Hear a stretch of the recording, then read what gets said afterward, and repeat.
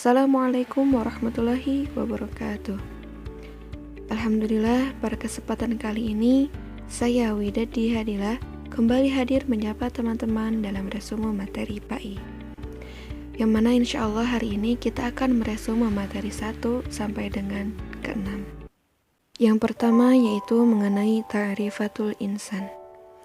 Di dalam materi ini kita telah memahami bahwasanya manusia merupakan makhluk yang tersusun dari unsur bumi dan unsur langit. Unsur bumi karena manusia diciptakan dari tanah, dan unsur langit karena setelah proses penciptaan fisiknya yang sempurna, Allah meniupkan ruh kepadanya. Dari dua unsur itu, berdasarkan fungsinya, manusia disimbolkan dengan 3 unsur utama, yaitu hati, akal, dan jasad. Hati, akal, dan jasad adalah anugerah Allah yang harus digunakan untuk menjalankan amanah yang langit, bumi, dan gunung saja tidak sanggup mengembannya. Amanah itu tidak lain adalah ibadah dan khilafah. Yang menjadi perhatian kita adalah bagaimana manusia menunaikan amanah itu. Lalu yang kedua adalah hakikatul insan. Di dalam materi ini, kita memahami bahwa hakikat manusia atau makhluk sejatinya adalah lemah. Namun, ia diberikan berbagai macam keistimewaan. Dan dari keistimewaan itulah manusia dibebankan tugas oleh Allah SWT. Yang pertama, manusia diciptakan di atas fitrah. Dan dilihat dari fisiknya, ia termasuk makhluk lemah, memiliki banyak sekali keterbatasan dan kekurangan. Ia juga bodoh. Sepandai-pandainya manusia, ia tetap tidak dapat mengetahui rahasia yang belum Allah bukakan untuknya. Lalu yang kedua adalah al-mukarram, atau yang dimuliakan. Dengan kekuasaannya, makhluk yang tercipta dari tanah itu mendapat tiupan ruh dari Allah SWT. Di samping itu, Allah juga memberikan berbagai kelebihan padanya. Dalam hal penciptaan, ia diciptakan dengan penciptaan yang paling sempurna. Lalu akal merupakan kelebihannya yang paling istimewa. Bukan hanya itu, alam semesta ini pun Allah tundukkan untuknya. Lalu yang ketiga adalah mukallaf, yang artinya dibebani. Sebagai makhluk yang telah diistimewakan dengan berbagai kelebihan, manusia tidak dibiarkan tanpa tugas dan tanggung jawab. Potensi besar yang diberikan kepadanya itu juga dimaksudkan agar ia mampu mengelola bumi ini, mewakili Allah mengatur kehidupan sesuai dengan yang dikehendaknya. Sebagai khilafah, ia tidak boleh bertindak sekendaknya. Lalu yang keempat adalah mukhayyar. Manusia diberikan potensi yang begitu luar biasa, yaitu akal, maka Allah pun memberikan pilihan baginya untuk menjadi seorang yang iman ataukah kafir. Sehingga dari pilihannya itulah yang akan menentukan keberadaannya kelak di akhirat, apakah surga ataupun neraka. Lalu di materi ketiga ada taqatul insan. Dari materi ini dapat dipahami bahwa manusia yang kecil lagi lemah bila dibanding dengan makhluk lain yang pernah ditawari amanah kehilafan, sebenarnya menyimpan potensi yang sangat besar.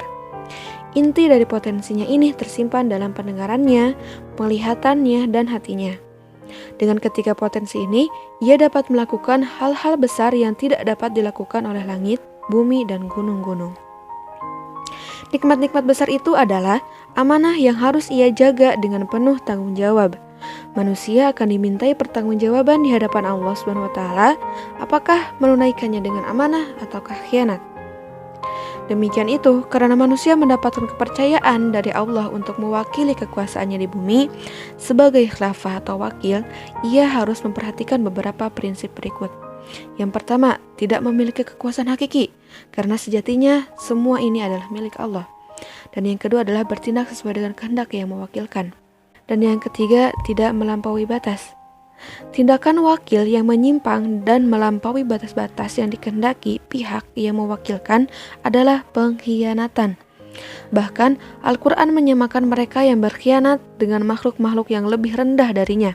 Di antaranya seperti hewan ternak, seperti anjing, seperti kera, seperti kayu, seperti babi, seperti batu, seperti laba-laba, dan seperti keledai. Lalu di materi keempat ada nafsul insan. Pada materi ini telah kita fahami bahwa Manusia sangat tergantung pada kepandaiannya dalam mengelola jiwanya, supaya potensi takwa lebih dominan daripada potensi fujur atau dosa. Konflik di antara keduanya tidak pernah berhenti. Dilihat dari dominasi ruh dan nafsu itu, jiwa manusia dapat dikategorikan menjadi 3 karakter. Yang pertama, apabila ruh lebih dominan dibanding dorongan nafsunya, maka manusia akan berzikir pada setiap keadaan. Jiwa yang demikian ini disebut nafsu mutmainnah atau jiwa yang tenang. Lalu yang kedua, apabila pengaruh kekuatan antara ruh dan nafsu seimbang atau saling tarik-menarik, maka logika akan banyak bicara. Manusia akan lebih condong pada akal dan pergolakan yang keras antara keinginan amal soleh dan kecenderungan maksiat. Lalu yang ketiga yaitu apabila nafsu lebih dominan dibandingkan ruh. Yang menguasai jiwanya adalah keinginan untuk memenuhi selera kesenangan atau syahwat. Kondisi yang demikian akan selalu menyuruh untuk melakukan hal-hal buruk. Materi kelima ada sifatul insan. Pada materi ini, kita dapat memahami bahwa sifat manusia mengarah pada 2 jalan, yaitu takwa dan fujur. Di saat manusia memilih jalan takwa, maka akan dikategorikan sebagai kelompok tazkiyatun nafs atau membersihkan jiwa. Maka sifat yang akan muncul ialah yang pertama sifat bersyukur, yang kedua sabar, yang ketiga penyantun, keempat penyayang, kelima arif, keenam banyak bertobat, ketujuh lemah lembut, kedelapan sangat jujur, dan kesembilan amanah. Adapun saat memilih jalan fujur, maka akan dikategorikan sebagai kelompok tadsiyatun nafs atau mengotori jiwa. Maka sifat yang akan muncul ialah yang pertama, sifat suka tergesa-gesa, kedua banyak berkeluh kesah, ketiga lalai, keempat melampaui batas, kelima pelit, keenam kufur, ketujuh banyak mendebat, kedelapan banyak membantah, kesembilan sangat zalim, dan yang ke-10 sangat bodoh. Maka dari itu, dalam materi ini patutnya kita dapat memilih sifat seperti apa yang akan kita cerminkan. Lalu yang terakhir pada materi ke-6, yaitu hakikatul ibadah, kita dapat memahami bahwa hakikat ibadah ialah menghamba pada pemilik alam semesta dan seisinya. Ibaratnya seorang budak, patutlah mengabdikan diri pada sang majikan.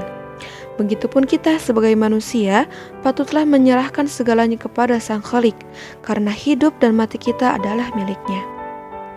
Ibadah akan muncul ketika kita merasakan betapa banyak nikmat yang telah diberikan dan merasakan betapa luas keagungan Allah SWT yang terdapat di dalam ayat-ayat kauliyah dan tersebar di ayat-ayat kauniyahnya. Ketika dua hal itu dirasakan, seseorang akan dengan segala ketulusan hatinya beribadah atau menghamba kepada Allah dengan segala kerendahan hati, dengan segala cinta, karena ibadah pada hakikatnya adalah puncak kecintaan, dan segala ketundukan, karena ibadah pada hakikatnya adalah puncak ketundukan. Maka dari itulah akan menimbulkan rasa takut dan pengharapan. Takut ketika tidak dapat beribadah dengan sebaik mungkin, dan selalu mengharap akan ridho dan kebaikannya agar kita bisa mendapat tempat terbaiknya di surga. Sekian yang dapat saya sampaikan. Mohon maaf banyak sekali kesalahan. Semoga teman-teman berkenan memaafkan. Dan semoga apa yang telah tersampaikan dapat menjadi sumber ilmu baru untuk kita semua. Dan jangan lupa untuk di-subscribe, like, share, dan komen. Terima kasih. Saya Wida Diadila. Pamit undur diri. Wassalamualaikum warahmatullahi wabarakatuh.